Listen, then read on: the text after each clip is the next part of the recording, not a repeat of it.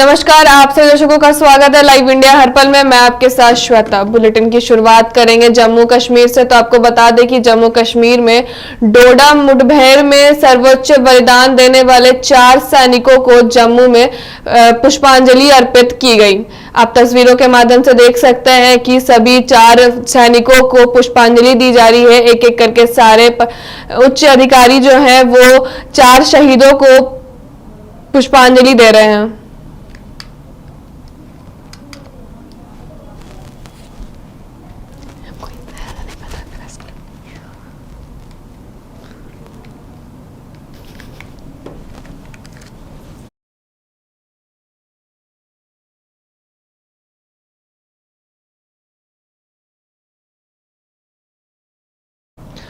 बढ़ते हैं अगली खबर की ओर, बात करते हैं मध्य प्रदेश की। तो आपको बता दें कि उपचुनाव नतीजे के बाद अमरवाड़ा में जन आभार यात्रा पर मध्य प्रदेश के मुख्यमंत्री मोहन यादव ने कहा, आज छिंदवाड़ा जिले के अमरवाड़ा विधानसभा में चुनाव जीतने के बाद हमारा पहला दौरा हुआ। आज हमने औद्योगिक निवेश की एक मीटिंग की। हर क्षेत्र में समान रूप से सरकार प्रोत्साहन देकर छिंदवाड़ा को एक आधुनिक छिंदवाड़ा के रूप में बदलने के लिए प्रतिबद्ध है। आगे उन्होंने क्या कुछ कहा, आइए सुनते हैं।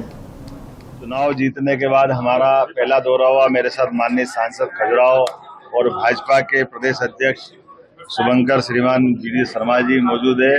हम सब मिलकर के आज इस छिंदवाड़ा के अंदर उपचुनाव जीतने का जनता के बीच आभार मनाने भी आए, और जो हमने कमिटमेंट किया था जनता के साथ कि हम सब मिलकर के एक बार चुनाव जीतने के बाद विकास के अंदर सरकार के द्वारा मदद करेंगे, सरकार के द्वारा सभी घोषणाओं के पालन की दिशा में आज हमने सबसे पहले औद्योगिक निवेश की जो हमने बात कही थी उसकी मीटिंग की है। न केवल छिंदवाड़ा पांडुरना बल्कि पूरे जबलपुर संभाग में रीजनल जो हमारी समिट होने वाली है उसकी प्री मीटिंग की है, और जो भविष्य के दृष्टि से अलग अलग क्षेत्र में उद्योग की जो संभावना है ऐसे सारे उद्योगपतियों को ला करके बिठा करके एक टेबल पे बात की है।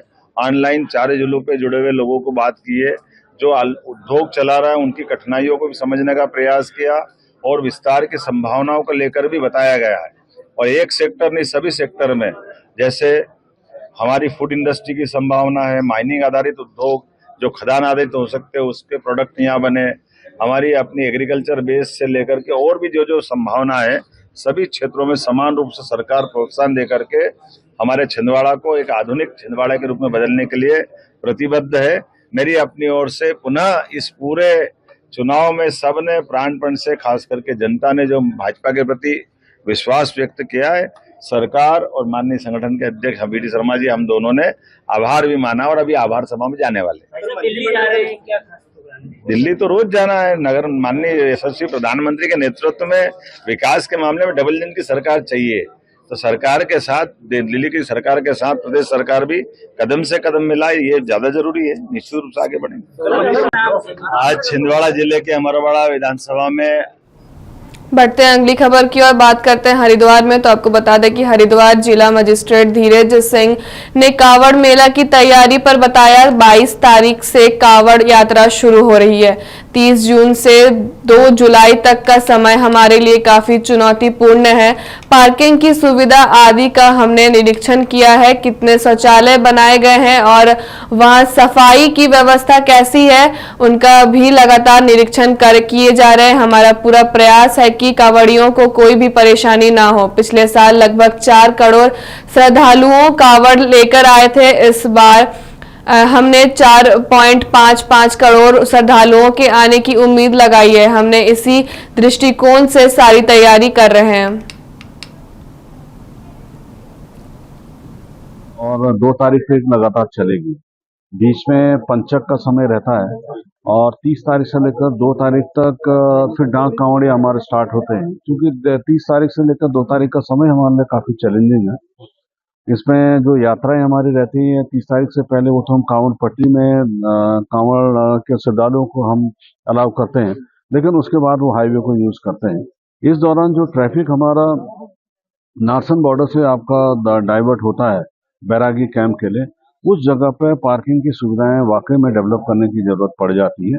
अगर वहाँ पे कुछ अव्यवस्था होती है तो उसका इफेक्ट पूरे शहर में होता है। तो आज हमने वही निरीक्षण किया है, कितने टॉयलेट्स हमारे बन रहे हैं एंड स्टैंड पोस्ट हम लोगों ने कितने लगाए हैं और बिजली की लाइनें हमने कितनी बिछा दी, और जो टॉयलेट्स हमने लगाए हैं उसमें सफाई की व्यवस्था क्या होगी, इसको भी सुनिश्चित कराने के लिए लगातार हम लोग ड्यूटियां लगाएंगे। हर दिन चेक कराएंगे कि जितने भी कांवड़िए हमारे आते हैं, श्रद्धालु आते हैं, उनको एक साफ और एक स्वच्छ एक एनवायरनमेंट मिले। और जितने भी कांवड़िए, उन लोगों से अनुरोध भी ये है कि आप खासकर हमारे हर की पड़ी क्षेत्र को, मालवीय द्वीप वाले क्षेत्र को, जितने घाटों में आप लोग स्नान करते हैं, जहाँ से गंगा जल ले जाते हैं, उसको स्वच्छ रखें, पॉलीथीन का बिल्कुल कम प्रयोग करें और डिस्ट्रिक्ट एडमिनिस्ट्रेशन का सहयोग करें। सर की बार काफी ज्यादा कांवड़ियों के आने का अनुमान है। उसमें देखिए लास्ट ईयर लगभग 4 करोड़ के करीब कांवड़ श्रद्धालु आए थे। इस बार हम मान के चल रहे हैं कि 4.5 और 5 करोड़ के बीच में इनकी संख्या रहेगी। तो हम उसी दृष्टिकोण से भी हम इसकी तैयारी करें। सर लगातार जब कांवड़िए आते हैं, कांवड़ शुरू होती है, कुछ कोई वर्षा भी की जाती है उनके ऊपर। उसमें देखिए माननीय मुख्यमंत्री जी के स्पष्ट निर्देश है कि जितने भी हमारे श्रद्धालु हमारे आते हैं, एक अच्छा एक्सपीरियंस लेके जाए। तो जब कांवड़ यात्रा शुरू होगी तो उसी बीच में माननीय मुख्यमंत्री जी भी आएंगे। वहीं उपचुनाव नतीजों के बाद अमरवाड़ा में जन आभार यात्रा पर मध्य प्रदेश भाजपा अध्यक्ष वीडी शर्मा ने कहा, उपचुनाव में जो अमरवाड़ा में मुझे जीत मिली है उसके लिए मैं जनता का धन्यवाद और आभार व्यक्त करता हूं। ये जो जीत छिंदवाड़ा में पीएम नरेंद्र मोदी के प्रति जनता का विश्वास है। भाजपा की आर्थिक मेहनत और परिश्रम से हमने आज विजय का इतिहास बनाया है।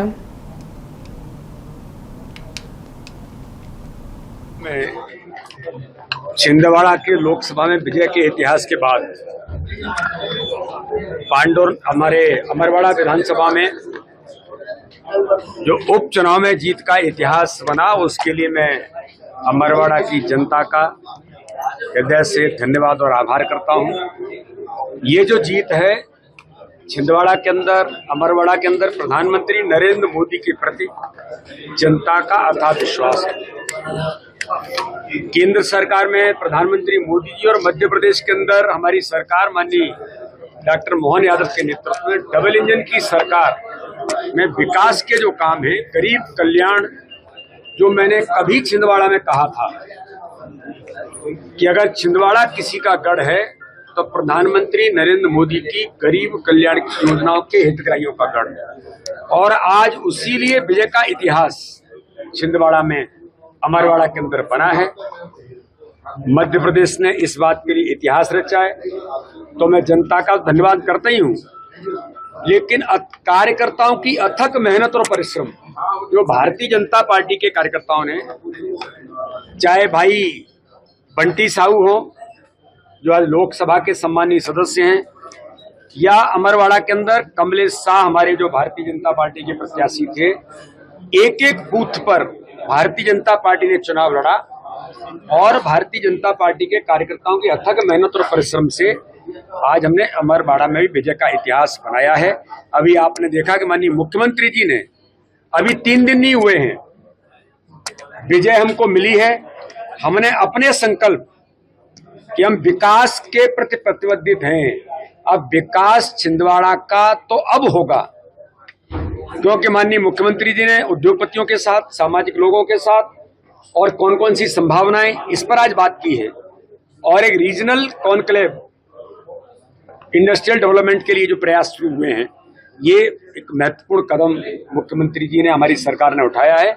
और जो जो कमिटमेंट थे, आज उन कमिटमेंट पर भी जनता का जो आशीर्वाद मिला है, उन सारे कमिटमेंट को पूरा करने का काम भी भारतीय जनता पार्टी की सरकार करेगी। मैं पुनः एक बार अमरवाड़ा की जनता का बहुत हृदय से धन्यवाद, कार्यकर्ताओं को।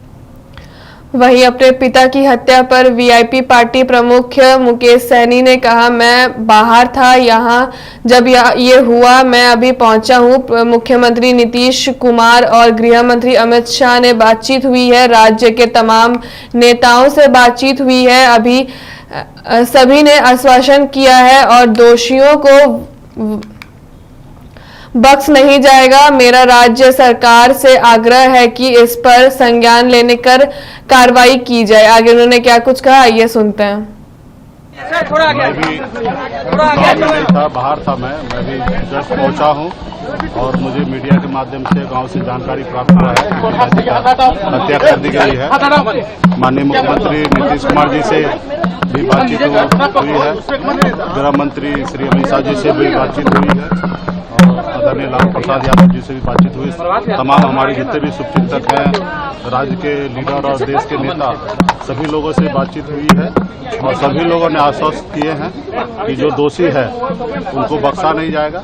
मेरा तो राज्य सरकार माननीय मुख्यमंत्री जी से आग्रह है कि इस पे खुद ही संज्ञान लेते हुए जो दोषी है उसको सजा दी जाए। अभी तो मैं खुद अभी जा रहा हूँ, आज शाम में वहाँ जाने के बाद देखता हूँ कैसे क्या है सारी चीजें।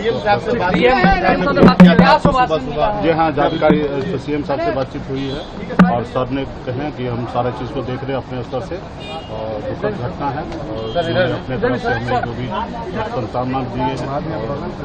गृह मंत्री जी भी फोन किए थे, लालू जी भी फोन किए और तमाम जितने भी हमारे देश के राज्य के नेता हैं सभी लीडर फोन करे। सभी लोगों ने कहा हम आपके साथ हैं और इस घटना पे हम नजर बनाए रखे हैं और इस पर उचित कार्रवाई सभी की जाएगी।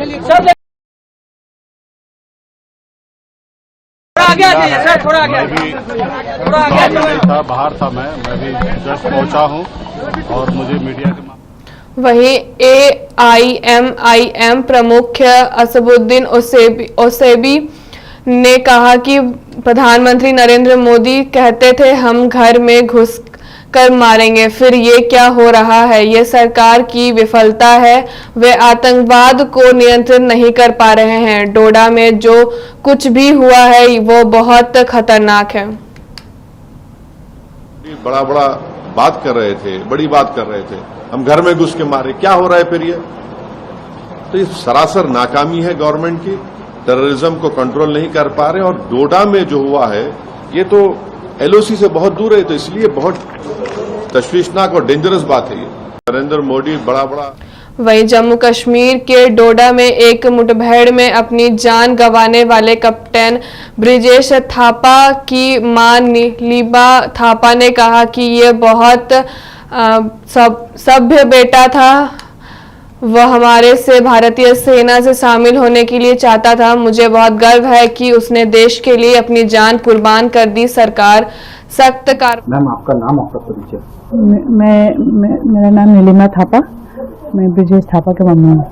मैम आपका फर्स्ट रिएक्शन क्या कहना चाहेंगे?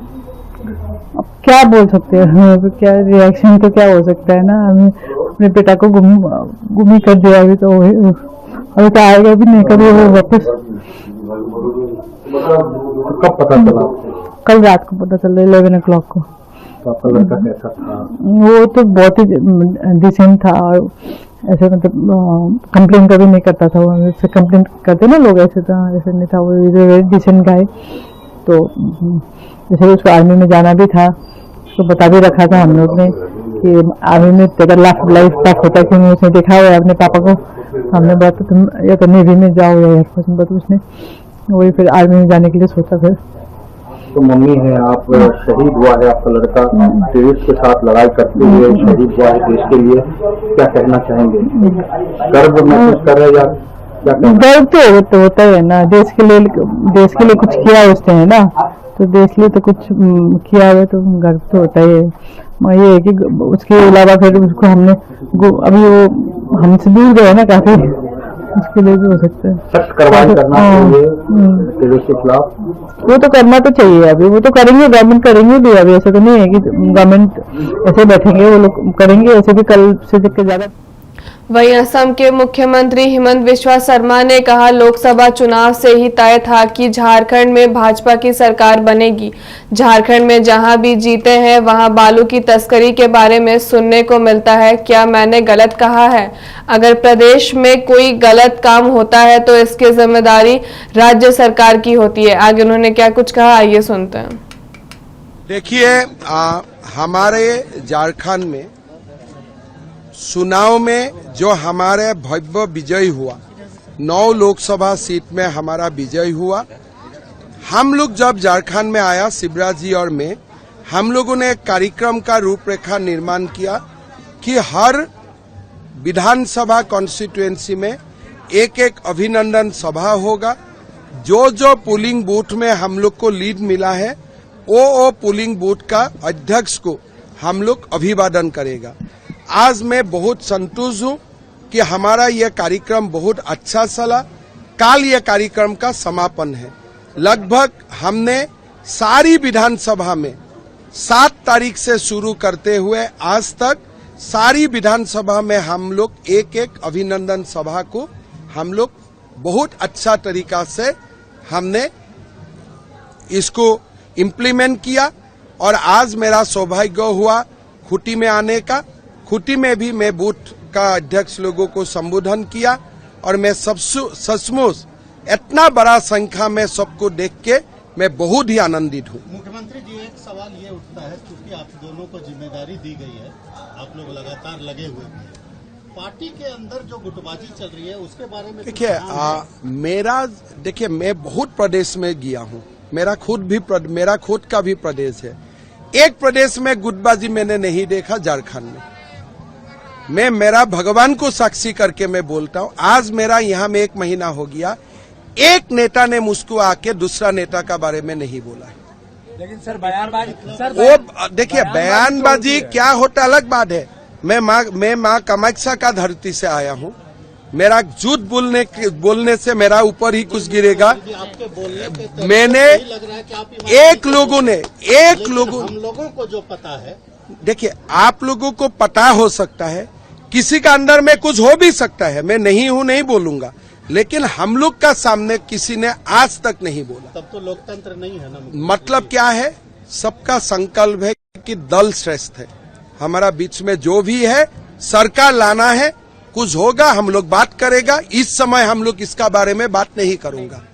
यही ज्येष्ठता दिखाया। मैं नहीं बोलूंगा इतना बड़ा पार्टी में किसी का बीच में तानातानी नहीं होगा।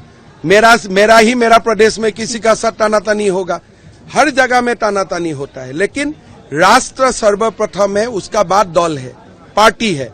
इस बार झारखंड में पार्टी का नेतागण ने निर्णय लिया है कि हम आपस में जो भी मेरा है वो पीछे रखूंगा। सरकार बनाना है, ये सबसे पहला काम है।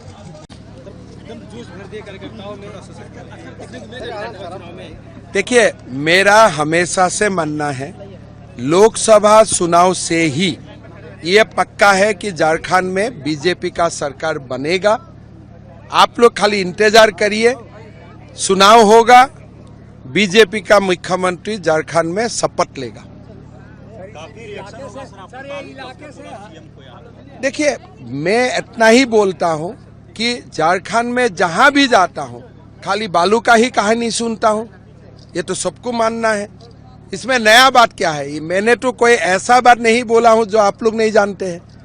पूरा झारखंड में बालू का ही तो स्मगलिंग चल रहा है।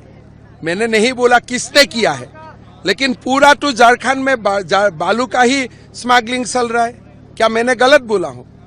कौन किया है, कैसे किया है, वो मेरा पता नहीं है, लेकिन प्रदेश में अगर कोई गलत काम होता है उसका मॉरल रिस्पॉन्सिबिलिटी। वहीं एडीजी पुलिस मुख्यालय जितेंद्र सिंह गंगावर ने कहा, दरभंगा जिले के घनश्यामपुर थाना क्षेत्र अंतर्गत वीआईपी पार्टी प्रमुख मुकेश सहनी के पिता की अज्ञात लोगों ने हत्या कर दी है।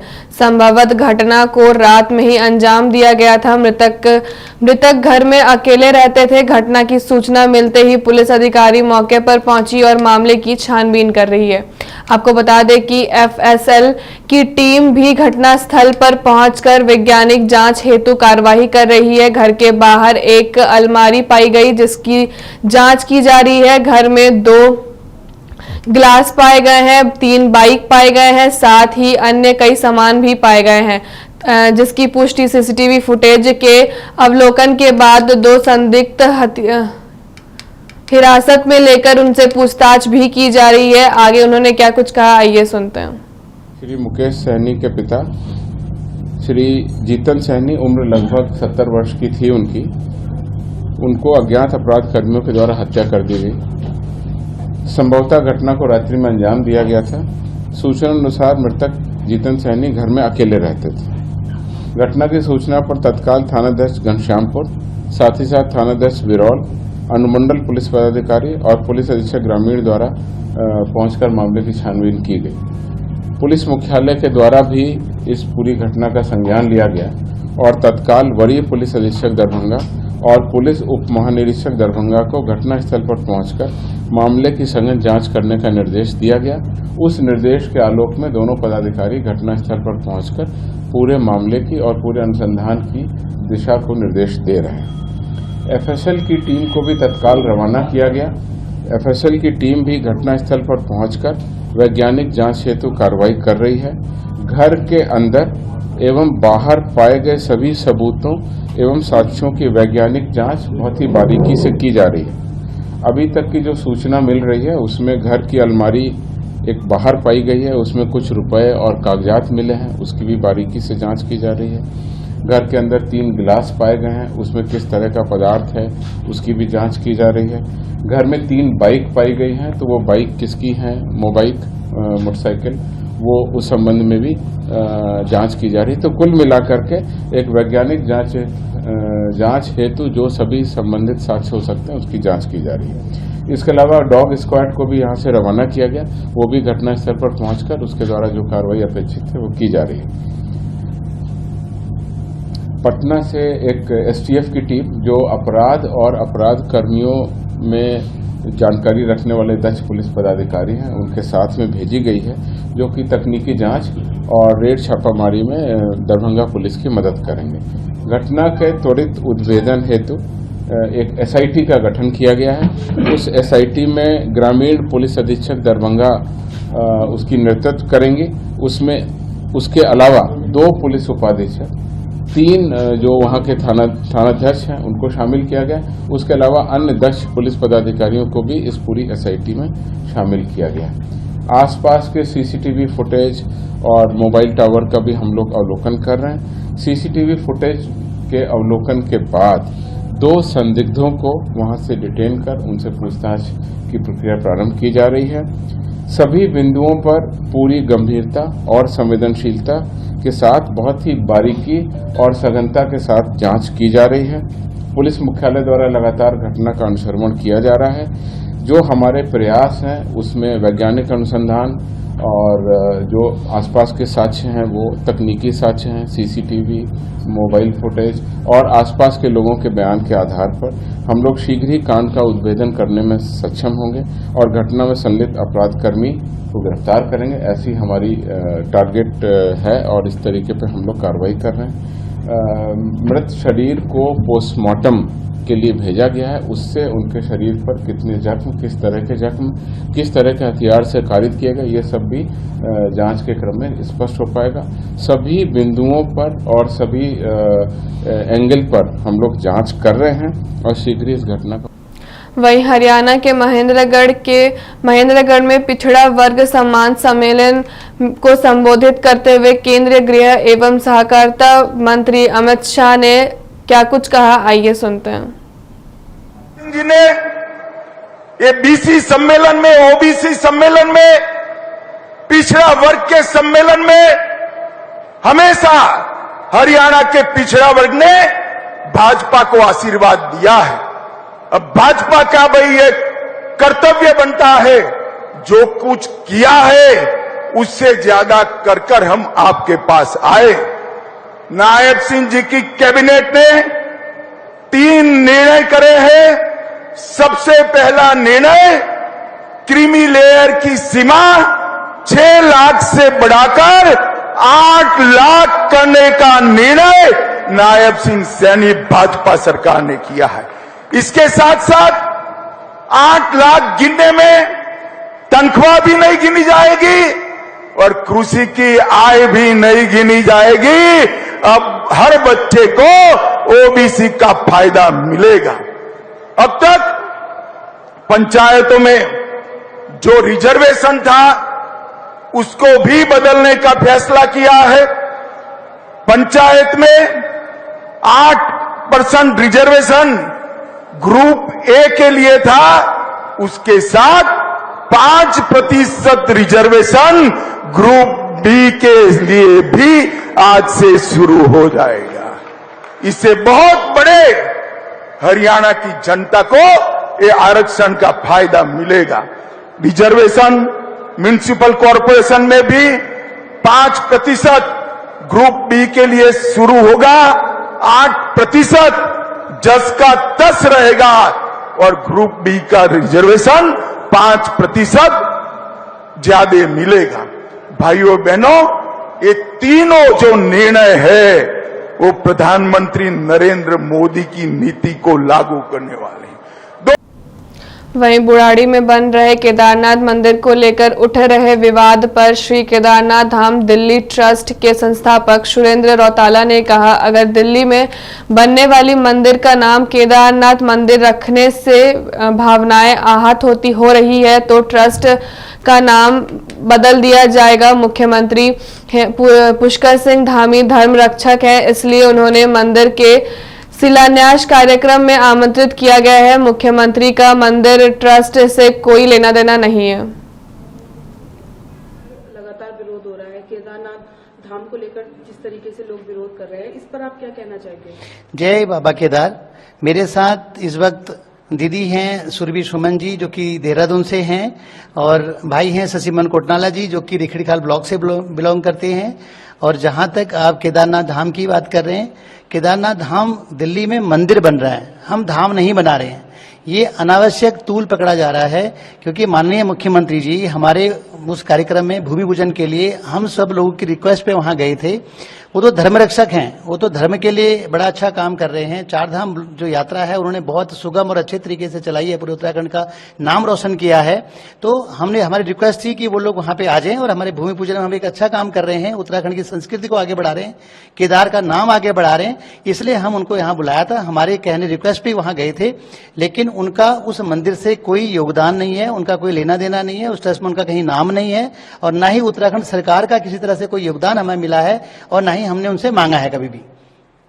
लेकिन अब जिस तरीके से विरोध हो रहा है केदारनाथ धाम को लेकर, तो क्या आप मंदिर का नाम चेंज करने पर विचार विमर्श करेंगे? बिल्कुल, हमें जब से पता चला है मीडिया के थ्रू या अखबारों के थ्रू कि कुछ लोगों को आपत्ति है कि ये केदारनाथ धाम नहीं होना चाहिए, केदारनाथ मंदिर नहीं होना चाहिए, यदि कि जिन श्रद्धालुओं को या पुरोहितों को या किसी समाज को हमारी इस नाम से आपत्ति है, ये वो आहत हुए हैं, तो हम जरूर इसके लिए नाम के लिए हमने अपने कमेटी में बात कर ली है, हम नाम चेंज करने की प्रक्रिया शुरू कर रहे हैं। वहीं वीआईपी पार्टी प्रमुख मुकेश सहनी के पिता की हत्या पर केंद्रीय मंत्री सतीश चंद्र दुबे ने कहा, बिहार में कानून का राज चल रहा है जिसमें कोई संदेह नहीं है। मुकेश सहनी के पिता की हत्या की घटना से हम सभी लोग चिंता में हैं और संवेदना भी है। जो भी घटना को अंजाम दिया है उसके खिलाफ प्रशासन उचित कार्रवाई करेगी। कानून व्यवस्था पर सवाल उठ रहे हैं। देखिए, बिहार में कानून का राज चल रहा है, इसमें कहीं संदेह नहीं है। रहा बात मुकेश सहनी जी के पिताजी की घटना से, हम सारे लोग चिंता में हैं और संवेदना भी है। जो भी घटना का अंजाम दिया है, चाहे वो कितना हो दूर भाग जाए, प्रशासन उठा के लाएगी, उस पर उचित कार्रवाई करेगी। लेकिन जो आपके विपक्ष में बैठे हुए हैं बिहार में, वो कह रहे हैं कि अगर तुलना किया जाए जो लालू जी का शासन था, आरजेडी का शासन था, और रिपोर्ट निकाली जाए नेशनल क्राइम रिकॉर्ड की, तो पता लग जाएगा कि हकीकत क्या है। देखिए, सच्चाई यही है कि 90 से लेकर 2005 तक बस के बस लोग उठा लिए जाते थे। शाम 4 बजे के बाद कोई बच्चा पढ़ने नहीं जाता था, या कोई किसान हो, बिजनेसमैन हो, चौक चौराहा पे नजर नहीं आते थे। अपने आप को सुरक्षित महसूस करने के लिए अपने मकान तक पहुंच जाते थे, घर तक पहुंच जाते थे। तो उस समय में अभी वर्तमान में बहुत अंतर है, और कानून उस समय हाथ पे हाथ रख के रहता था, मजबूर होता था। लेकिन कानून आज चाहे कितना हो, बड़ा कोई हो, कानून उसको उसके गिरवान तक जाती है, उस पर उचित कार्रवाई करती है। तो मेरे साथ इस बुलेटिन में इतना ही। मुझे दीजिए इजाजत। नमस्कार।